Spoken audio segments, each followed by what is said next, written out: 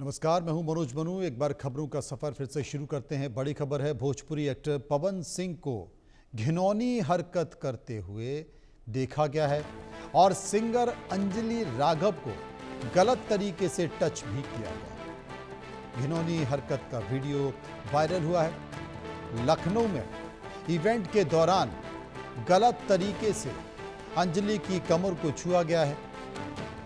अंजलि ने भोजपुरी इंडस्ट्री छोड़ने की बात कह दी है। इस बात को लेकर उनके कमर छूने से मैं असहज महसूस कर रही थी।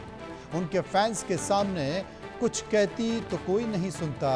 अगर कार्यक्रम हरियाणा में होता तो पब्लिक इसका जवाब देती। मैं आपको बता रहा हूं कि पवन सिंह ये पहली बार नहीं है जो कि उन्होंने अश्लील हरकत की है। इससे पहले भी पवन सिंह कई बार अश्लील हरकत कर चुके हैं। भोजपुरी इंडस्ट्री के वो कलाकार हैं, लेकिन लगातार वो इस तरह की अश्लील हरकत करते रहे हैं और किसी भी महिला को जिस तरीके से उन्हें छुआ है, इसके बाद जो विरोध हुआ है उस विरोध में अंजलि ने साफ तौर पर कहा है कि पवन सिंह ने मुझे गलत तरीके से छुआ है। चूँकि अंजलि राघव ने कहा है कि उनके फैंस के बीच में थी, इसलिए मैंने कुछ नहीं कहा, लोग मुझे नहीं सुनते, लेकिन अगर मैं हरियाणा में होती तो इसका जवाब पब्लिक जरूर देती।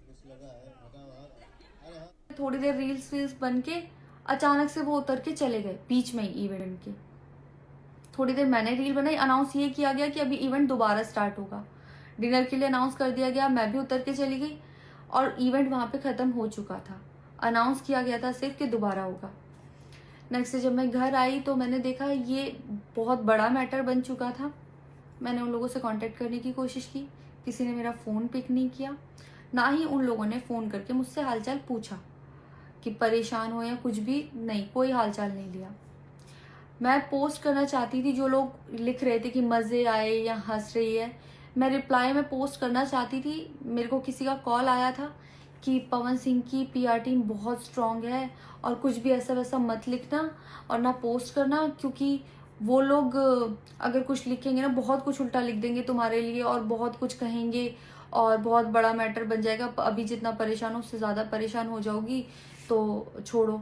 मैंने ये सोच के इस चीज़ को अवॉइड किया। मुझे लगा 1-2 दिन में मैटर थोड़ा ठंडा हो जाएगा, कोई बात नहीं।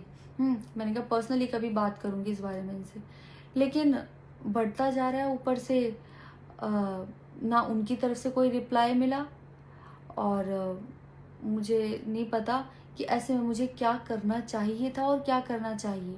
आप लोग मुझे बताओ, मुझे इससे में क्या करना चाहिए। मैं बिल्कुल भी सपोर्ट नहीं करती कि हाँ ये चीज़ नॉर्मल है या इसको नॉर्मल समझूं। किसी भी लड़की को उसके बिना परमिशन के टच करना ही पहली बात बहुत गलत है, और फिर इस तरीके से टच करना तो हद से ज़्यादा गलत है। यही सेम चीज़ अगर हरियाणा में हुई होती ना तो मुझे जवाब देने की ज़रूरत नहीं पड़ती। यहाँ की पब्लिक अपने आप जवाब दे देती, यहाँ की ऑडियंस फुल सपोर्ट करती और जवाब देती, लेकिन मैं उनकी जगह पर थी, वो यहाँ पे नहीं थे। इससे मुझे ये लेसन मिला है कि मैं भोजपुरी इंडस्ट्री में अब काम नहीं करूँगी। आर्टिस्ट हूँ तो नई नई चीज़ें ट्राई करने का मन करता है कि ये भी ट्राई करूँ, ये भी ट्राई करूँ, ये भी ट्राई करूँ। कुछ भी अलग सा आता है तो करने का मन करता है कि कुछ अलग होगा, कुछ नया ट्राई करती हूँ। और वो भी पवन सिंह जैसे सीनियर आर्टिस्ट के साथ कोलैबोरेशन थी तो हुआ कि हाँ कर लेती हूँ। होता है, अगर वो भी नहीं होते तब भी अगर कोई मेरे पास मराठी का भी प्रोजेक्ट आता तो मैं सोचती कि हाँ कुछ चेंज होगा, कुछ नया सीखने को मिलेगा, ट्राई करती हूँ। पर ये भोजपुरी में काम करने के मेरे साइड इफ़ेक्ट थे जो मेरे साथ हुए। मैं अपने परिवार में, अपने हरियाणा में खुश हूँ। मुझे नहीं करना काम भोजपुरी में।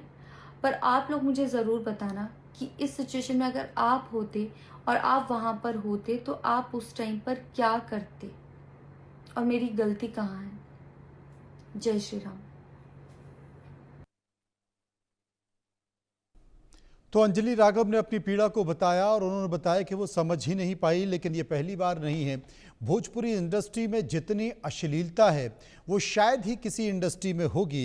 इससे पहले तमाम ऐसे चेहरे जो कि अब राजनीति में आ चुके हैं, चाहे वो मनोज तिवारी हो, रवि किशन हो, निरहुआ हो और अब पवन सिंह हो, इनके तमाम जितने भी आप गाने उठाकर देख लीजिए, इनकी फिल्म उठाकर देख लीजिए, उसमें अश्लीलता की पराकाष्ठा को पार कर दिया जाता है। उनके गानों में जो द्व्यर्थी शब्दों का इस्तेमाल किया जाता है उसकी कल्पना आप नहीं कर सकते। लेकिन सरेआम स्टेज पर आप किसी महिला को जिस तरीके से कमर को छू रहे हैं और कमर को छूने के बाद आप जिस तरीके से व्यवहार कर रहे हैं, आप क्या इसे स्वीकारते हैं? समाज इसे स्वीकारता है।